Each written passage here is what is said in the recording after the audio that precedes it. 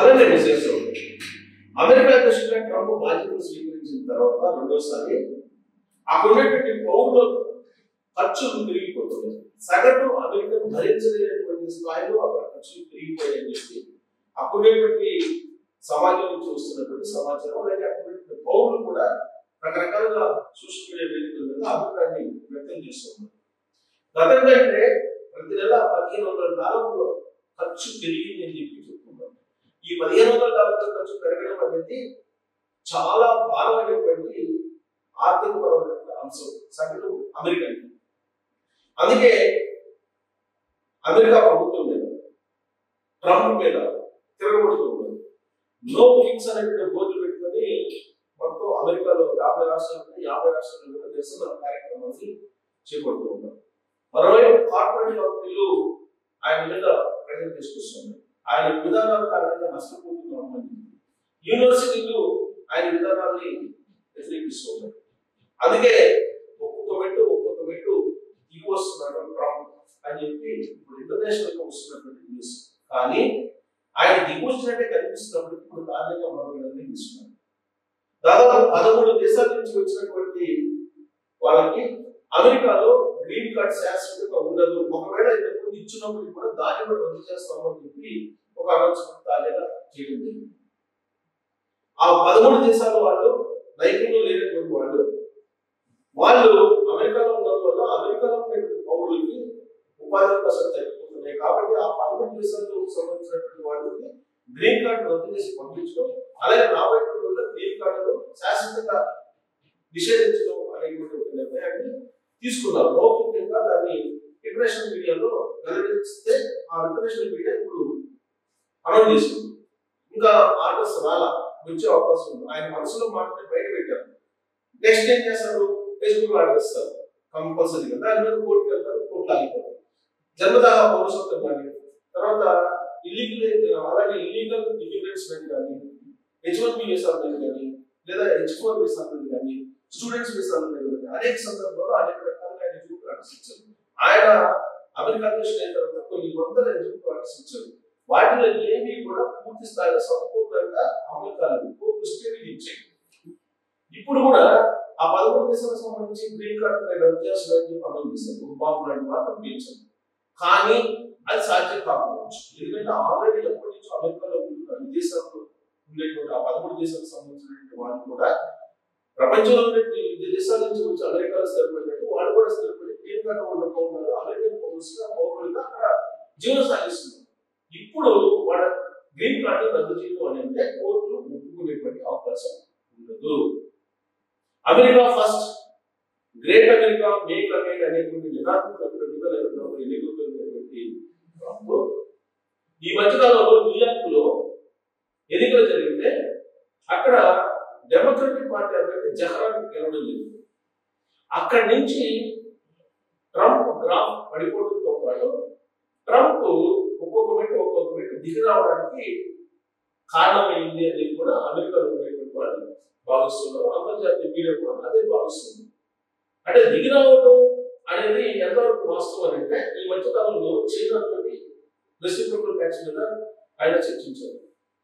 China మీద tax తగ్గించారు. At the same time అమెరికాతో మాట్లాడారు. అమెరికా వేసినటువంటి ట్యాక్సెస్ తగ్గించారు భారతదేశం మీద. సో భారతదేశం అమెరికా మధ్య వాణిజ్య సంబంధాలు మళ్ళీ మెరుగుపరుచుకునేదానికి ప్రయత్నం చేస్తున్నారు. అటు చైనా కానీ ఇటు భారతదేశంతో కానీ ఎందుకు సఖ్యతగా ఉండాలని చెప్పి అమెరికా అధ్యక్షుడు ట్రంప్ అనుకుంటున్నారంటే ఇప్పుడు అక్కడ ద్రవ్యంలో అడుగుతుంది, ఖర్చులు పెరిగిపోయాయి. దీనికి కారణం ఏంటి? ట్యాక్స్లు పెంచేశారు, దిగుమతి సుంకాలు పెంచారు. ఆయా దేశాల నుంచి వస్తున్నటువంటి ప్రొడక్ట్స్ కి దిగుమతి సుంకాలు పెంచేశారు. దాని కారణంగా అక్కడ వస్తువుల రేటు పెరిగింది. ఆ వస్తువులను కొనుగోలు చేసేటువంటి పరిస్థితి లేదు. ఒకవేళ కొనుగోలు చేసే పరిస్థితి ఉన్నప్పటికీ కూడా ఖర్చులు పెరిగిపోయాయి. ఇది సగటు అమెరికాని బాధిస్తుంది. ఇలాంటి పరిస్థితి కనుక ఉంటే రిపబ్లికన్స్ రాబోయే రోజుల్లో ఎట్టి పరిస్థితుల్లో అమెరికాలో మళ్ళీ అధికారంలోకి వచ్చే అవకాశం ఉంది. అందుకే ఇప్పుడు న్యూయార్క్ ఫలితం కూడా ఆ కారణంగానే ఉందని చెప్పి డెమోక్రట్స్ ఇప్పుడు భావిస్తూ ఉన్నారు. రిపబ్లికన్స్ కూడా అదే భావించారు. కాబట్టి ఇప్పుడు ట్రంప్ గారు ఒక మెట్టు దిగి ప్రపంచంలోని అన్ని దేశాలతో కలుపుకొని సఖ్యతగా ఉండకపోతే అమెరికాలో ఏర్పడే పరిస్థితి ఏంటి అంటే ఇంటర్నేషనల్ గా డాలర్ ఇండెక్స్ తగ్గే అవకాశం ఉంది. డీడాలరైజేషన్ అనే దానికి ఎక్కువ మద్దతు లభిస్తుంది ప్రపంచవ్యాప్తంగా. ప్రపంచంలో ఉన్నటువంటి వాణిజ్యం డాలర్స్ లోనే జరిగితే అప్పుడు డాలర్ వాల్యూ పదిలంగా ఉంటుంది. ఇంటర్నేషనల్ స్థాయిలో ఇండెక్స్ పదిలంగా ఉంటుంది డాలర్ది. కానీ అమెరికా డాలర్ ఇప్పుడు పడిపోతుంది. దాని ఇండెక్స్ లో దాదాపుగా 0.6% పడిపోయింది. ఆ కారణంగానే బంగారం రేట్లు కూడా పెరుగుతున్నాయి. ఇది అమెరికా దేశానికి నష్టం. దాని ఇండెక్స్ తగ్గిపోయే కొద్దీ అమెరికా ఆధిపత్యం అనేది బలహీనపడుతూ వస్తూ ఉంటుంది. దీంతో పాటు అక్కడ ఉన్నటువంటి పౌరుల యొక్క కొనుగోలు శక్తి తగ్గుతుంది. అలాగే ఉత్పత్తులు ఎక్కువ రేటు ఉన్నాయి కాబట్టి మార్కెట్లో కొనుగోలు కూడా చేయరు. దీని ప్రభావం అమెరికా ఆర్థిక వ్యవస్థ మీద పడుతుంది అనేది ఆర్థిక వ్యవస్థలో చెప్తున్నట్టు మాట. ఆల్రెడీ షట్డౌన్ 46 రోజులు షట్డౌన్ జరుగుతుంది. ఈ 46 రోజులు ఎవరికి జీతాలు లేవు ఫెడరల్ గవర్నమెంట్ ఉద్యోగులు. ఆ 46 రోజుల కూడా 46 రోజులు అల్లాడిపోయారు ఉద్యోగులు. ఇప్పుడు షట్డౌన్ లిఫ్ట్ చేశారు. ఇప్పుడు మళ్ళా జీతాలు ఇచ్చి మళ్ళా వాళ్ళకి కొందరు తీసుకుంటున్నారు. అలాగే డోజ్ అనేది దాన్ని పెట్టారు అమెరికా అధ్యక్షుడు ట్రంప్, డిపార్ట్మెంట్ ఆఫ్ ఎఫిషియన్సీ అని. దాని ద్వారా స్కూటీ వేసి ప్రభుత్వ ఉద్యోగులు చాలా మంది దాదాపు 2 లక్షల మంది సాగనంపారు. వైట్ ఎఫెక్ట్ గా మారే ప్రభుత్వ ఉద్యోగులు అనే ఉద్దేశంతో వాళ్ళని సాగనంపారు. మరి కొంతమంది ఈ షట్డౌన్ కారణంగా జీతాలు లేక ఇళ్ళకే పడుతున్నాయి. ఫలితంగా అమెరికన్ ఎయిర్లైన్స్ తో పాటు చాలా ఎయిర్పోర్టులో ఉద్యోగులందరూ కూడా దాదాపు విధులకు దూరం అయ్యారు. ఫలితంగా ఆదాయం తగ్గింది, ప్రభుత్వ ఆదాయం. అలాగే ట్రక్ డ్రైవర్లు వివిధ దేశాల నుంచి అక్కడ స్థిరపడినటువంటి ట్రక్ డ్రైవర్లు అనేక మంది ఉన్నారు.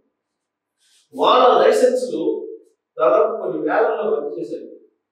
దానికి కారణం ఏంటంటే ఫ్లూయెంట్ గా ఇంగ్లీష్ మాట్లాడలేకపోతున్నారు, అమెరికన్ ఇంగ్లీష్ రావట్లేదు వాళ్ళకి అనే ఉద్దేశంతో దాదాపుగా 17,000 మంది అక్కడ ఉండేటువంటి ఇతర దేశాల నుంచి వచ్చినటువంటి వాళ్ళ లైసెన్సులు రద్దు చేశారు. ఫలితంగా రోడ్డు మార్గం ద్వారా వెళ్లాల్సినటువంటి ట్రాన్స్పోర్ట్ భారీ ఎత్తున తగ్గింది. అక్కడ అమెరికన్స్ అక్కడ ఒకవేళ ట్రక్ డ్రైవర్ ఉంటే కనుక వాళ్ళకి అవకాశం ఇస్తారు. కానీ అక్కడ ట్రక్ డ్రైవర్ లేదు కారణంగానే ఇతర దేశాల నుంచి వచ్చి అక్కడ స్థిరపడినటువంటి వాళ్ళకి లైసెన్స్ తీసుకున్నారు. ఇప్పుడు ఆ లైసెన్స్ వీళ్ళతో తగ్గించే ప్రయత్నం చేయడం కారణంగా రోడ్ ట్రాన్స్పోర్ట్ తగ్గింది, ఎయిర్ ట్రాన్స్పోర్ట్ తగ్గింది. మరి అమెరికా ఆర్థిక పరిస్థితి మరి డోర్ రూమ్స్ లో పడినట్టే కదా. రెవెన్యూ తగ్గినప్పుడు ఏ ప్రభుత్వం అయినా నడవదు, ఏ ప్రభుత్వం అయినా డోర్ రూమ్స్ లో పడుతుంది. ఇప్పుడు పైగా ఒకసారి షట్డౌన్ ని లిఫ్ట్ చేస్తారు. దీని ప్రభావం రాబోయే రోజుల్లో అమెరికా ఆర్థిక వ్యవస్థ తీవ్రంగా పడబోతుంది. దీన్ని తట్టుకునేందుకు అమెరికా ఫెడ్ వడ్డీ రేటును తగ్గించే అవకాశం ఉంది అని అంటారు. ఒకవేళ అదే జరిగితే డాలర్ వాల్యూ మరింత పడిపోతుంది. డాలర్ వాల్యూ పడిపోతే కనుక అక్కడ అమెరికా డాలర్ దాని వాల్యూ కోల్పోయినప్పుడు అమెరికా వాల్యూ కూడా పడిపోతుంది. సో కాబట్టి ఇప్పుడు దిగిరాక తప్పని పరిస్థితి. ఇప్పుడు దిగొచ్చినా కానీ చేతులు కాలేక ఆకులు కొట్టుకునే సందర్భంగా జరగాల్సినటువంటి నష్టం జరిగిపోయింది. ఇప్పుడు ఒక మెట్టు దిగుతున్నాడు, 2 మెట్లు దిగుతున్నాడు, 3 మెట్లు దిగినా కానీ అమెరికా ఆర్థిక పరిస్థితి చక్కబడేటువంటి పరిస్థితి లేదు అని చెప్పి ఆర్థికవేత్తలు చెప్తున్నారు. కానీ అన్ని దేశాలతో ఇప్పుడు మాట్లాడుతున్నారు ట్రంప్ న్యూయార్క్ ఫలితం ప్రతికూలంగా రావడంతో ఆయనకి ఉన్నటువంటి యుగో తగ్గింది అని చెప్పి అంతర్జాతీయ చర్చ జరుగుతున్నటువంటి క్రమంలో మరి అమెరికా పైన అయిపోయినట్టేనా, ట్రంప్ దిగొచ్చినట్టేనా, లేదా ఇలాంటి సెన్సేషన్ మళ్ళా గ్రీన్ కార్డ్ అంటున్నారు. మరి గ్రీన్ కార్డ్ విషయంలో ఆయన ఏదైతే అనుకుంటారో అది సాధ్యమా అనే దాని మీద మీరు కామెంట్ చేస్తారు.